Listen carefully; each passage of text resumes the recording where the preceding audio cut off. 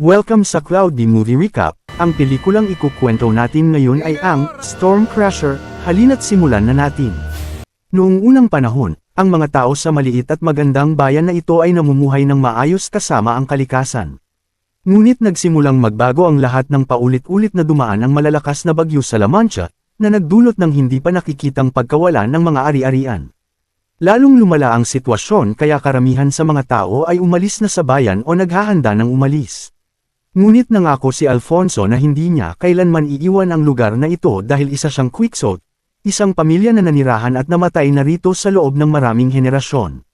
Tinapos ng batang lalaki ang kanyang pagpapakilala sa pamamagitan ng pagbanggit sa isang sikat na sinabi ng kanyang dakilang ninuno, upang makamit ang imposible, kailangan mo lamang ng tapang, talino, at kaunting imahinasyon nang sabihin ni Alfonso na mayroon siyang kakayahang makakita ng mga bagay na hindi nakikita ng ibang tao. Literal niyang ibig sabihin iyon. Madalas siyang nakakakita ng malinaw na mga larawan mula sa mga ordinaryong bagay na tila walang halaga. Mag-isa siyang lumaki noong bata pa siya at halos wala siyang kaibigan sa bayan.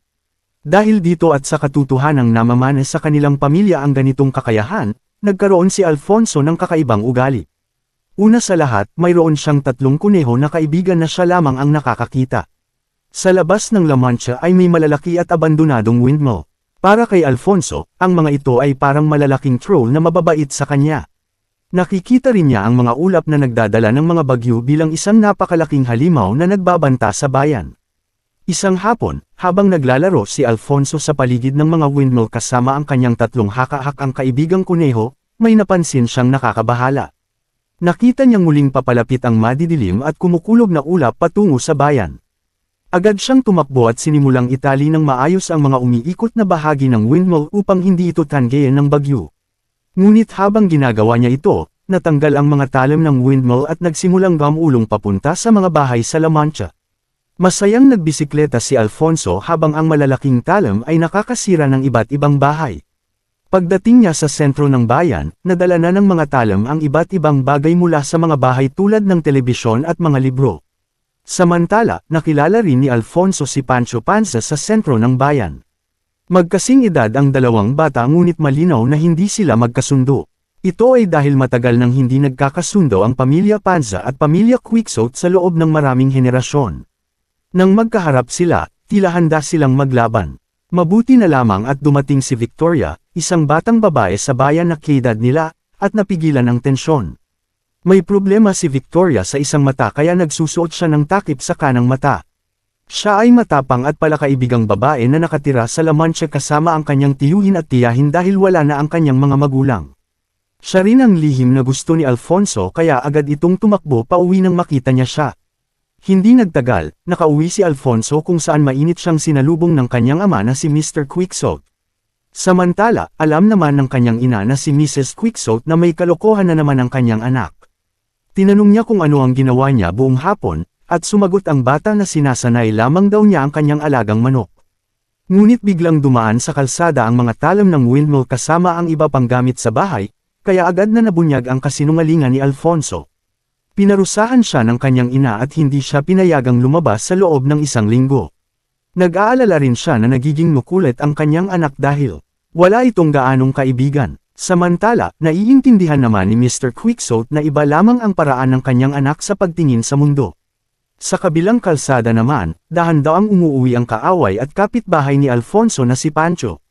Nakita niya ang isang ina na sinusubukang kumbansihin ang kanyang batang anak na lumipat mula sa La Mancha papunta sa bagong lugar na tinatawag na Kerescolan. Dahil masyado siyang nakatuon sa kanilang usapan, hindi niya sinasadyang mabangga ang dalawang lalaking naka-Amerikana. Mukhang kilala sila ni Pancho kaya agad siyang tumakbo pauwi. Pagpasok niya sa bahay, agad niyang isinara ang lahat ng kurtina at tinawag ang kanyang mga magulang. Bigla niyang narinig ang tunog ng isang gawang bahay na telepono sa silid ni Pancho. Agad niya itong sinagot at narinig ang boses ni Alfonso mula sa kabilang linya. Nakakapagtaka ito dahil alam ng lahat na magkaaway ang dalawang batang lalaki. Ngunit makalipas ang ilang sandali, dumating si Alfonso sa silid ni Pancho gamit ang isang lihim na lagusan sa ilalim ng bahay. Doon nalaman na niloloko lamang pala ng dalawang bata ang lahat at sila ay talagang mabuting magkaibigan. Kailangan lamang nilang magkunwaring magkaaway dahil matagal nang may alitan ang kanilang mga pamilya. Ngayong alam na ni Victoria ang kanilang sikreto, nagsimula silang pag-usapan ang mga nangyari. Nalungkot si Alfonso dahil ang kanyang nag-iisang kaibigan sa bayan ay aalis na. Samantala, ayaw naman ni Pancho na lumipat sa Carriscoan dahil para sa kanya, ang lugar na iyon ay parang isang malamig at masikip na lugar kung saan parang makina ang lahat. Wala rin namang mapupuntahan si Victoria dahil aalis na ang kanyang tiyuhin at tiyahin. Kaya nagpa siya ang tatlong bata na sila na mismo ang kikilos. Plano nilang palihim na umalis sa kanilang mga bahay at tumakas papunta sa kagubatan na nakapalibot sa La Mancha. Napagkasunduan nilang magkita sa bahay ni Alfonso ng gabing iyon bago sila tuluyang umalis. Pagkalipas ng ilang oras, naiinip nang naghihintay si Alfonso sa kanilang sala kasama ang kanyang mga haka-hakang kuneho. Nang marinig niya ang kumatok sa pinto, masaya niyang inisip na dumating na ang kanyang mga kaibigan upang sunduin siya.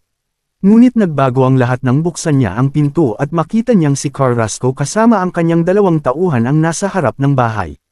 Agad nilang dinakip ang bata at isinakay sa kanilang sasakyan. Nagkataon namang hindi gumana ang sasakyan ni Carrasco kaya naantala sila ng ilang minuto. Dumating si Victoria sa tamang oras at agad niyang naintindihan ang nangyayari. Sinabi niya sa mga lalaki na kaya niyang ayusin ang sasakyan kung papayagan nila siya. Wala silang pagpipilian kaya hinayaan nila ang matalinong batang babae na ayusin ang makina.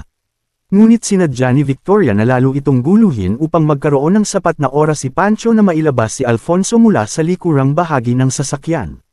Sa loob lamang ng ilang minuto, nalinlang ng 3 bata ang mga tauhan ni Carrasco at nakatakas sila. Galit na galit si Carrasco at inutusan ang kanyang mga tauhan na habulin ang 3 bata. Nagsimula ang habulan habang ang mga bata ay nagbibisikleta patungo sa labas ng La Mancha.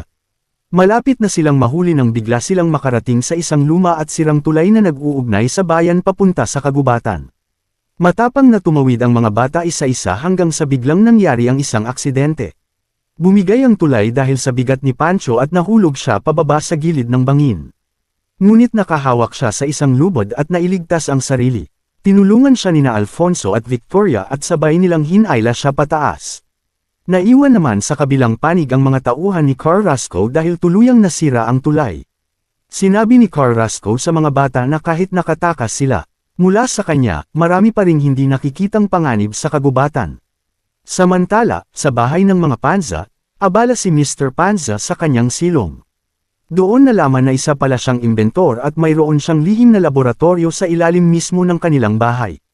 Nakagawa siya ng isang napakagandang modelo ng windmill na maaaring makatulong upang makagawa ng enerhiya para sa buong bayan mula sa likas at hindi mauubos na mga pinagkukunan. Ngunit dahil kailangan na nilang umalis, mukhang matatapos na ang kanyang pangarap. Makalipas ang ilang sandali, dumating ang isa pang masamang balita ng bisitahin ni Mr. Quixote ang laboratorio at sabihin na nawawala ang kanilang mga anak. Sinisi ng 2 lalaki ang isa't isa at nauwi ito sa isang mainit na pagtatalo. Ngunit dahil sa kanilang mga asawa, kumalma sila at napagtanto na napakaseryoso ng sitwasyon. Kailangan nilang magtulungan upang mahanap at mailigtas ang kanilang mga anak sa lalong madaling panahon. Kung hindi sila kikilos agad, maaaring mapahamak ang mga bata sa kagubatan. Kaya agad silang umalis para sa isang paghahanap at pagsadjep gamit ang sariling gawang lumilipad na sasakyan ni Mr. Panza. Lumipat naman ang eksena sa kagubatan kung saan ang mga bata ay tila hindi pa nasa panganib sa ngayon. Masaya nilang tinatamasa ang kanilang kalayaan kahit wala silang ideya kung ano ang susunod nilang gagawin. Si Pancho na sobrang takot sa mga insekto ay gustong bumalik na lamang sa bayan. Ngunit tumanggi sina Victoria na wala nang mapuntahan at Alfonso na ayaw nang bumalik. Ipinaalala ni Alfonso sa kanila na ang pangunahing layunin nila ay iligtas ang bayan mula sa halimaw na lumilitaw bilang malakas na bagyo. Mayroon pa nga siyang naisip na plano para gawin iyon. Gusto niyang sindihan ng malaking paputok ni Pancho at ipalipad ito mismo sa gitna ng bagyo. Umaasa si Alfonso na masisira nito ang halimaw na bagyo at magiging bayani siya sa paningin ng mga tao sa bayan. Naging inspirasyon ang kanyang paniniwala sa kanyang mga kaibigan kaya pumayag silang tulungan siya upang talunin ang madilim na ulap ng bagyo. Pagkaraan ng ilang sandali, umakyat si Victoria sa tuktok ng isang puno dala ang malaking paputok. Si Alfonso naman ay pumunta sa gitnang bahagi upang sindihan ito habang si Pancho ay nanatili sa lupa dahil natatakot siya sa mataas na lugar. Handa na silang isagawa ang kanilang plano at sinindihan ni Alfonso ang mitya na magpapasabog sa paputok. Ngunit biglang nakita ni Victoria ang isang malaking lumilipad na sasakyang papunta sa kanilang direksyon. Sinabi niya ito sa dalawang lalaki at napagtanto ni Pancho na iyon pala ang sasakyan ng kanyang ama. Ngunit bago pa niya masabi sa kanila na tumigil, pumutok na ang paputok at tumama ito sa lumilipad na sasakyan. Takot na pinanood ng mga bata habang unti-unting nawawalan ng taas ang sasakyan hanggang sa bumagsak ito ilang kilometro sa loob ng kagubatan. Mabuti na lamang at nahanap agad ng mga bata ang lugar ng pagbagsak at mabilis silang tumakbo papunta sa sirang sasakyan. Ngunit wala silang nakita roon kundi isa lamang sa mga manok ni Alfonso. Habang abala ang iba sa pag-iisip kung ano ang nangyari, nagsulat si Alfonso ng mensahe at itinali ito sa paa ng manok bago niya ito pakawalan. Umaasa siya na makakauwi ang ibon at makapagdala ng tulong sa kanilang mga magulang. Lumipat naman ang eksena sa punong tanggapan ng Carrasco Constructions at nakita natin na dinukot ni Carrasco sina Mr. Quixote at Mr. Panes. Pinipilit niya silang pumirma sa isang kontrata na nangangahulugang pumapayag silang ibenta ang kanilang mga bahay at lumipat sa Carrascoan. Tulad ng inaasahan, tumanggi ang dalawang lalaki dahil alam na nila ang tunay na ugali ni Carrasco. Ipinakita naman ng negosyante ang kanyang pinakabagong imbensyon, isang makina na kayang gumawa ng artificial na ulap ng bagyo. Doon naging malinaw na si Carrasco pala ang nasa likod ng lahat ng bagyong Samira sa La Mancha sa nakalipas na mga taon. Ginawa niya iyon upang mabili niya ang mga ari-arian ng mga tao sa murang halaga at pagkatapos ay ibenta ang mamahaling mga tirahan sa lugar na iyon. At hindi pa iyon ang lahat. Inamin ni Carrasco na ginawa niya ang makina gamit ang teknolohiyang ninakaw niya mula sa laboratorio ni Mr. Panes. Pagkatapos nito, ikinulong ng masamang negosyante ang dalawang lalaki at sinimula ng susunod na bahagi ng kanyang plano. Samantala, nakarating naman ang mga bata malapit sa hangganan ng lugar ng Carrasco Construction.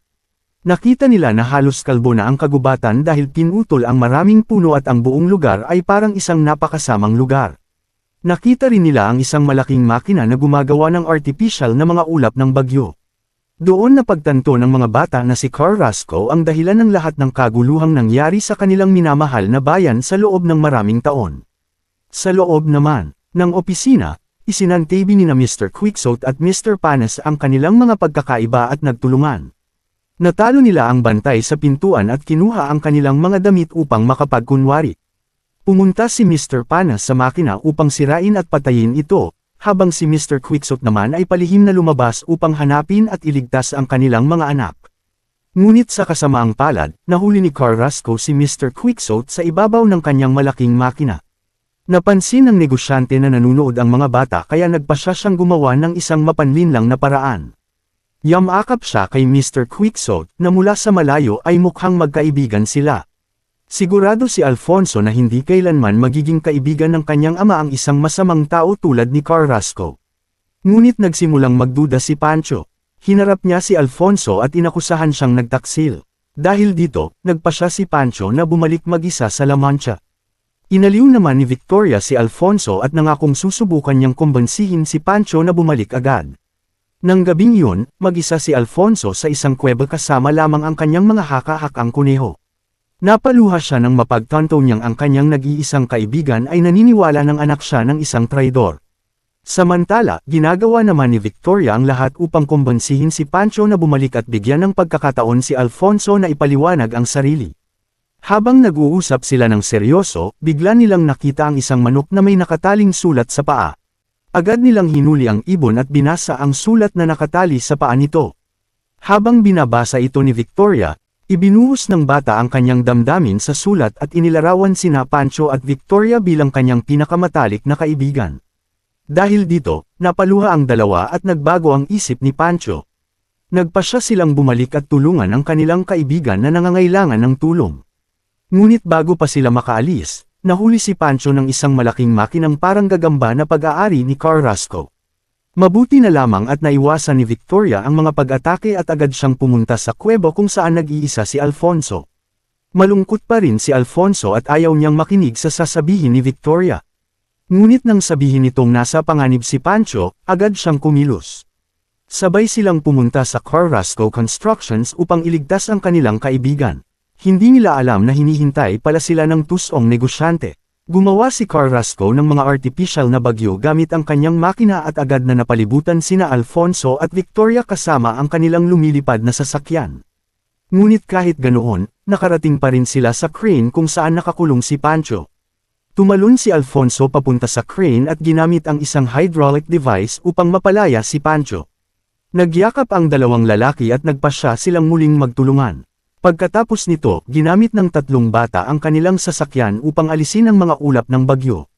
Lalong nagalit si Carrasco dahil dito. Dahil sa sobrang galit niya, hindi niya napansin na nakatakas sina Mr. Quixote at Mr. Panes mula sa pagkakakulong. Nagawa rin ni Mr. Panes na patayin ang buong makina na gumagawa ng mga bagyo. Ngayong sira na ang kanyang makina, inatake ni Carrasco ang La Mancha gamit ang malalaki niyang makinang hugis gagamba. Ngunit nauna nang binalaan ni na Victoria, Pancho, at Alfonso ang mga tao sa bayan tungkol sa kanyang masamang plano. Nagtulungan ang buong bayan at ginamit ang mga lumang windmill upang gumawa ng malakas na agos ng hangin laban sa mga makina ni Carrasco. Napakalakas nito kaya natangay ang makinang hugis gagamba ni Carrasco at nahulog ito sa bangin. Matapos ang lahat ng nangyari, nagpasya ang mga tao ng La Mancha na bumalik at manirahan muli sa kanilang maliit ngunit magandang bayan. Iniulat sa balita na nahuli si Carrasco at haharap siya sa paglilitis dahil sa sadyang pagbabago ng panahon gamit ang kanyang makina. Samantala, ang ating bayani na si Alfonso Quixote ay nagkaroon ng dalawang bagong kaibigan. Ang maganda rito, sa pagkakataong ito, hindi na sila mga haka-haka lamang.